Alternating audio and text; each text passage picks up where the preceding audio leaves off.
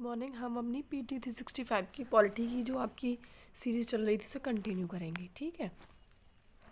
तो आप सबसे पहले देखना MP LAD scheme. MP LAD scheme बहुत इंपॉर्टेंट है। 1993 में इसकी शुरुआत हुई थी। इसके अंदर का जो मेंबर ऑफ पार्लियामेंट्स होते हैं उनको इनेबल किया जाता है, सजेस्ट किया जाता है कि वो अपने एरिया में जो उनका आपका जो कॉन्स्टिट्यूशनल उनको एरिया मिला हुआ है जहाँ से वो सांसद बन करके आए हैं वहाँ पर, और साथ में कुछ और एरिया जो उनको गिफ्ट दिए जाते हैं, 5 गांव जो है उनको गोद दिए जाते हैं जिनमें कि उनको डेवलपमेंट करना होता है, ठीक है। इसके अंतर्गत MPs को 5 करोड़ रुपए दिए जाते हैं हर साल 5 करोड़ रुपए दिए जाते हैं। लेकिन वो 5 करोड़ रुपए ना 2 इंस्टॉलमेंट में दिए जाते हैं, 2.5 करोड़ करके, ठीक है। हर साल MP को रिकमेंड किया जाता है कि वो 15% of MP land funds for area, जो मतलब जितना भी वो खर्च कर रहे हैं गांव के अंदर, क्योंकि उन्हें 5 गांव मिले और हर साल 5 करोड़ रुपए मिले, वो 2 इंस्टॉलमेंट मिलते हैं 2.5 करोड़ रुपए। तो जितना उनको पैसा मिला है उसका कम से कम 15% पैसा जो है वो SC पॉपुलेशन के लिए खर्च करेंगे, या फिर 15% जो है वो वहाँ खर्च करेंगे जहाँ पर SC की पॉपुलेशन ज़्यादा है, ठीक है। तो SC की पॉपुलेशन जहाँ ज़्यादा है उन एरियाज में कम से कम 15% तो होनी चाहिए। तो 15% फंड जो है आप उस एरिया में ही खर्च करेंगे जिस एरिया में पॉपुलेशन SC की ज़्यादा होगी, और 7.5% उस एरिया में खर्च करेंगे जहाँ पर ST की पॉपुलेशन ज़्यादा। तो जो फंड है MP लेड का वो नॉन लैप्सेबल का मतलब ये होता है कि जैसे कि अगर कोई भी स्कीम में पैसा आपने लगाया है ना, तो अगर वो पैसा अगर खर्च नहीं हो पाता है तो वो ऑटोमेटिकली कहाँ चला जाता है, कंसोलिडेटेड फंड ऑफ इंडिया में चला जाता है। लेकिन इसका जो पैसा होगा वो automatically consolidated fund of India में नहीं जाएगा, बल्कि ये मिनिस्टर्स के पास में ही रहेगा। डिस्ट्रिक्ट अथॉरिटी रिस्पॉन्सिबल होती है ओवरऑल कोऑर्डिनेशन करने के लिए, सुपरविज़न करने के लिए काम को डिस्ट्रिक्ट लेवल पर, और कम से कम 10% जो वर्क होता है वो हर साल इसके इम्प्लीमेंटेशन के अंदर आता है कि 10% जो काम है उसका इम्प्लीमेंटेशन डिस्ट्रिक्ट अथॉरिटी करेगी। और ministry of state and programme implementation responsible होता है कि पॉलिसी कैसे बनानी है, फंड कैसे रिलीज़ करना है ना, अब पूरा मॉनिटरिंग का मैकेनिज्म क्या होगा, ये सब आपका ministry of statistic and programme implementation देखता है।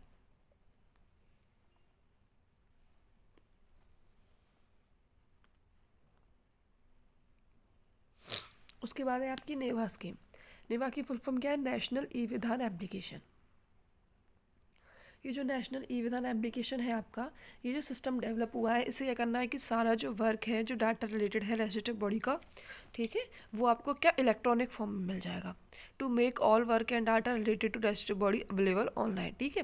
जितना भी अपना आपका लेजिस्लेटिव रिलेटेड जितना भी डाटा है, कितने बिल पास हुए, किस व्यक्ति ने पास किया, उससे रिलेटेड कंटेंट क्या है, सब आपको क्या मिलेगा, इलेक्ट्रॉनिक फॉर्म में अवेलेबल हो जाएगा। और ये जो अवेलेबल होगा सिर्फ और सिर्फ सिटीजन्स के लिए नहीं बल्कि मेंबर ऑफ असेंबलीज के लिए भी अवेलेबल होगा। ई विधान को डिजाइनेट किया है एज अ नेवा।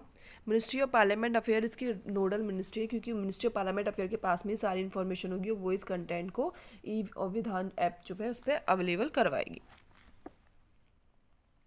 इससे ई विधान ऐप के नेवा के जो एम्स है वो क्या है कि एक ही प्लेटफॉर्म पे सारा का सारा डाटा जो है पार्लियामेंट अफेयर्स का लेजिस्लेटिव बॉडी का अवेलेबल हो जाए, और इसकी मदद से क्या कर पाए, स्ट्रीमलाइन इन्फॉर्मेशन प्राप्त कर पाए हम कि हमारे पार्लियामेंट से रिलेटेड जितना भी डाटा है सब हमें एक ही लेवल पर एक ही जगह पे मिल पाए। उसके बाद creation and abolition of district. अब अगर आपको डिस्ट्रिक्ट को क्रिएट करना है, अबॉलिट करना है, उससे रिलेटेड इन्फॉर्मेशन है। वेस्ट बंगाल में 7 न्यू डिस्ट्रिक्ट्स को क्रिएट किया गया है। तो हाँ, कैसे हम डिस्ट्रिक्ट को क्रिएट और अबॉलिश करते हैं।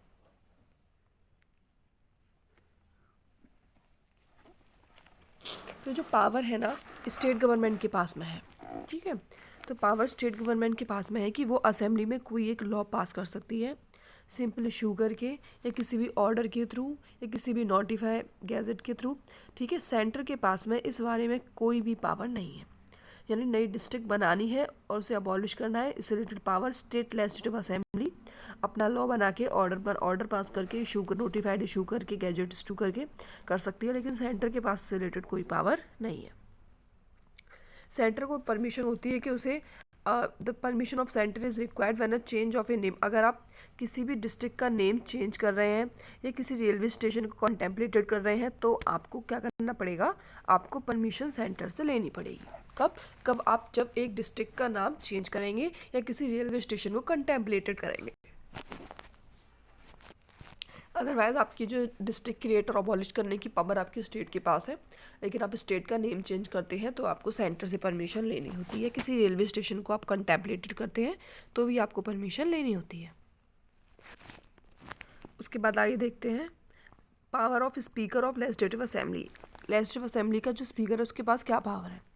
सुप्रीम कोर्ट ने कहा है कि जो स्पीकर है एलए का, उसके पास पावर नहीं है कि वो किसी फॉर्मर एमएलए के स्टेटस को हटा सके। अगर कोई फॉर्मल एमएलए, उसके जो स्टेटस है फॉर्मल एमएलए होने का, उसके स्टेटस को हटाने की पावर एलए के स्पीकर के पास नहीं है, ठीक है ना। हालांकि उसके डिस्क्वालिफिकेशन रिलेटेड अगर कोई भी मैटर होगा तो वो under 10 schedule of the constitution के अंदर आएगा, उसके अंतर्गत वो उसको डिस्क्वालीफाई कर सकता है, लेकिन उसका जो स्टेटस है फॉर्मल एमएलए का, उसको हटाने की पावर उसके पास नहीं है। आपका जो डिफेक्शन लॉ है 10 शेड्यूल के अंदर डाला गया है, उसे एंटी डिफेक्शन लॉ कहा जाता है, ठीक है ना। ये आपका 1985 52 कॉन्स्टिट्यूशन अमेंडमेंट एक्ट के तहत ऐड किया गया है। 2014 में बिहार का जो स्पीकर थे, ठीक है ना, not only qualified some of speaker under 10 schedule, उन्होंने जो है सिर्फ और सिर्फ मतलब डिस्क्वालीफाइड ही नहीं किया था कुछ स्पीकर्स को 10 शेड्यूल के अंतर्गत, बल्कि उन्होंने उनसे उनका फॉर्मल लॉ मेकर का स्टेटस भी छीन लिया था। इसी बात को लेकर के सुप्रीम कोर्ट ने कहा कि आप डिस्क्वालीफाई कर रहे हैं, दैट इज़ गुड कि आपने डिस्क्वालीफाई करा, आपके पास पावर है 10 शेड्यूल के मुताबिक कि आप डिस्क्वालीफाई कर सकते हैं एमपीज़ को, ठीक है, एंटी डिफेक्शन लॉ के अंतर्गत, लेकिन आप उनसे उनका फॉर्मल स्टेटस नहीं छीन सकते। उनसे उनका फॉर्मल स्टेशन छीनना यानी कि आप उनसे उनका पेंशन का और अदर बेनिफिट जो फॉर्मल एमएलए को या एमपी को मिलते हैं, आप उनको छीनने की कोशिश कर रहे हैं, जो कि आपके पास पावर नहीं है। Kihoto Hollohan versus Zachillhu and other 1992 case के अंदर सुप्रीम कोर्ट ने कहा था कि जो स्पीकर की पावर है 10 शेड्यूल के अंतर्गत वो भी जुडिशियल रिव्यू के अंतर्गत आती है। यानी ऐसा नहीं है कि स्पीकर ने कोई भी डिसीजन दे दिया under 10 schedule anti defection law of 1985 और उस रिलेटेड डिसीजन को जुडिशियल रिव्यू में नहीं डाला जाएगा। ऐसा 1992 में सुप्रीम कोर्ट ने कोहोटो होलन versus Chhello case and other case में कहा था कि जुडिशियल रिव्यू की पावर के अंतर्गत 10 शेड्यूल भी आता है। Committee of parliament and official language, official language पे कमेटी बनाई गई थी, उसने अपनी रिपोर्ट रिसेंटली पेश की है। देखो, कमेटी को फॉर्म किया गया था 1976 में अंडर ऑफिशियल लैंग्वेज एक्ट 1963। तो ऑफिशियल लैंग्वेज एक्ट 1963 के अंतर्गत कमेटी फॉर्म हुई थी 1976 में, ठीक है। ये कॉन्स्टिट्यूट की गई थी मिनिस्ट्री ऑफ होम अफेयर के द्वारा, जिसके चेयरपर्सन होम मिनिस्टर हैं, और ये अपनी रिपोर्ट किसको दिया था, उसने प्रेसिडेंट को रिपोर्ट दिया था। मैंडेट क्या था कि इसके अंदर क्या करना था, प्रोग्रेस को रिव्यू करना था, हिंदी को यूज़ करना था ऑफिशियल पर्पस के लिए, यानी कि हिंदी को ऑफिशियल, इसने रिकमेंडेशन में कि progress made in use of Hindi की, और लोगों ने ऑफिशियल पर्पस के लिए हिंदी को भी यूज़ करना शुरू कर दिया है। उन्होंने रिकमेंडेशन करी कि हमें ऑफिशियल कम्युनिकेशन में हिंदी के यूज़ को इंक्रीज़ करना चाहिए। जो भी हम ऑफिशियल वर्क कर रहे हैं उसमें हमें हिंदी भाषा का प्रयोग, अपने हिंदी भाषा का प्रयोग को बढ़ाना चाहिए। ऐसा ministry committee on parliament on language पे इन्होंने जो बनाई थी, उन्होंने रिकमेंड किया है कि आपको कम्युनिकेशन के माध्यम में आपका जो भी ऑफिशियल कम्युनिकेशन है उसमें आप हिंदी का जो यूज़ है उसे इंक्रीज़ करिए। नॉर्थ ईस्टर्न काउंसिल, ठीक है, 50 साल होने की खुशी में कि नॉर्थ ईस्टर्न काउंसिल को बने हुए 50 साल हो चुके हैं। प्राइम मिनिस्टर ने स्टेट किया कि गवर्नमेंट को 8 pillar of north east development को पर वर्क करना चाहिए। 8 pillar of north east development क्या है, 8 pillar of north east development है कि वहाँ पर पीस मेंटेन करो, पावर मेंटेन करो, टूरिज्म मेंटेन करो, 5G कनेक्टिविटी प्रोवाइड कराओ, कल्चरल नेचर डेवलपमेंट करो, कल्चरल उनका इन्हेंसमेंट करो, नेचुरल फार्मिंग प्रमोट करवाओ, स्पोर्ट्स में उनको प्रमोट करो, पोटेंशियल उनका इंक्रीज करो। ये आपके पिलर्स हैं, ठीक है। पीएम ने साथ ही साथ गृह प्रवेश प्रोग्राम भी त्रिपुरा के अंदर लॉन्च किया है। ये जो गृह प्रवेश प्रोग्राम है त्रिपुरा के अंदर, इसमें 2 लाख से ज़्यादा बेनिफिशरीज है प्रधानमंत्री आवास योजना योजना स्कीम के अंतर्गत, यानी प्रधानमंत्री आवास योजना स्कीम को नॉर्थ ईस्ट के अंदर त्रिपुरा के अंदर गृह प्रवेश योजना के रूप में लॉन्च किया गया है, जिसमें 2 लाख से ज़्यादा बेनिफिशरीज को ये आपको जो मिलता है अंदर आपको नॉर्थ आवास योजना के अंदर, आपकी प्रधानमंत्री आवास योजना के अंदर जो आपको बेनिफिट मिलता है, उन बेनिफिट को नॉर्थ ईस्ट के लोगों तक प्रोवाइड कराने के लिए प्रधानमंत्री जी ने त्रिपुरा के अंदर उसी स्कीम को प्रधानमंत्री आवास योजना के रूप में लॉन्च किया है। नॉर्थ ईस्टर्न काउंसिल, आपका जो नॉर्थ ईस्टर्न काउंसिल है, इसका जो स्टेबलाइजमेंट है ये 1971 में हुआ है। इसकी सर्विस कंडीशन के अंतर्गत ministry of development of NER administrative control करते हैं, और इसके अंतर्गत यूनियन होम मिनिस्टर इसके एक्स ऑफिशियो चेयरमैन होते हैं। यानी इसके चेयरमैन अभी कौन होंगे? नॉर्थ ईस्टर्न काउंसिल के home minister north eastern council के चेयरमैन होंगे, जिसका कॉन्स्टिट्यूशन 1971 में किया गया है। ठीक है, इसके अंतर्गत 8 स्टेट्स आते हैं: अरुणाचल प्रदेश, असम, मणिपुर, मेघालय, नागालैंड, त्रिपुरा, सिक्किम एंड आपका लास्ट वन इज मिजोरम। ठीक है, त्रिपुरा। उसके बाद में इसका फंक्शन क्या होता है कि जो आपके नॉर्थ ईस्टर्न स्टेट है उनमें कॉर्पोरेशन कोऑर्डिनेशन को इंक्रीज़ करना, कि वो कॉर्पोरेट और कोऑर्डिनेट करके आपस में रहे, है ना, और एक फॉरम प्रोवाइड कराना जिससे कि उनका जो डिस्प्यूट है वो सॉल्व हो सके। तो ये नॉर्थ ईस्टर्न काउंसिल के अंदर अगर इनमें से आपस में किसी में डिस्प्यूट हो जाता है तो उसको हम नॉर्थ ईस्टर्न काउंसिल की पावर के अंतर्गत सॉल्व करते हैं। इसी के साथ एक और है zonal council. Eastern zonal council के अंतर्गत आपके बिहार, उड़ीसा, वेस्ट बंगाल, झारखंड, ये सब आते हैं। उनकी मीटिंग कहाँ होती है? कोलकाता में। ठीक है, क्या आते हैं? बिहार, उड़ीसा, वेस्ट बंगाल और झारखंड। पूरे बंगाल में ही पहले तीनों स्टेट शामिल थे, बिहार, उड़ीसा, बंगाल। एक अलग से झारखंड है जो ईस्टर्न काउंसिल के अंतर्गत आता है, और इसका जो मीटिंग होता है वो कहाँ होता है? कलकत्ता के अंदर होता है। ठीक है, आपकी नॉर्थ ईस्टर्न काउंसिल की स्थापना 1971 में हुई थी, और उसके ex officio chairman home minister होते हैं। ठीक है, और वो कॉर्पोरेशन कोऑर्डिनेशन इंक्रीज करता है और डिस्प्यूट्स होते हैं उनको सॉल्व करता है। आपकी जोनल काउंसिल आपकी नॉर्थ ईस्टर्न काउंसिल से बहुत पहले बन चुकी है।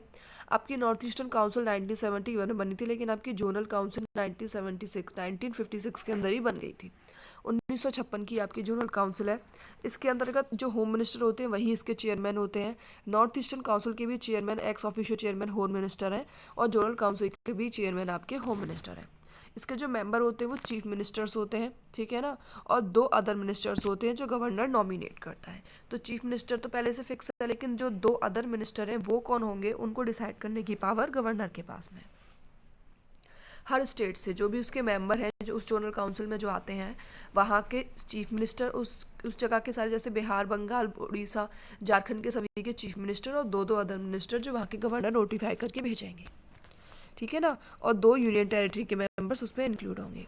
फंक्शन होता है वही रिकमेंडेशन पे डिस्कस करना, उनके जो कॉमन इंटरेस्ट है इकोनॉमिक और सोशल प्लानिंग में उन पर डिस्कस करना, है ना। कोई भी मैटर होता है, बॉर्डर डिस्प्यूट होता है, लिंग्विस्टिक माइनॉरिटी रिलेटेड मैटर होता है, इंटरस्टेट ट्रांसफर रिलेटेड मैटर होता है, तो उन सब पे क्या किया जाता है? यहाँ पे कंसर्न किया जाता है।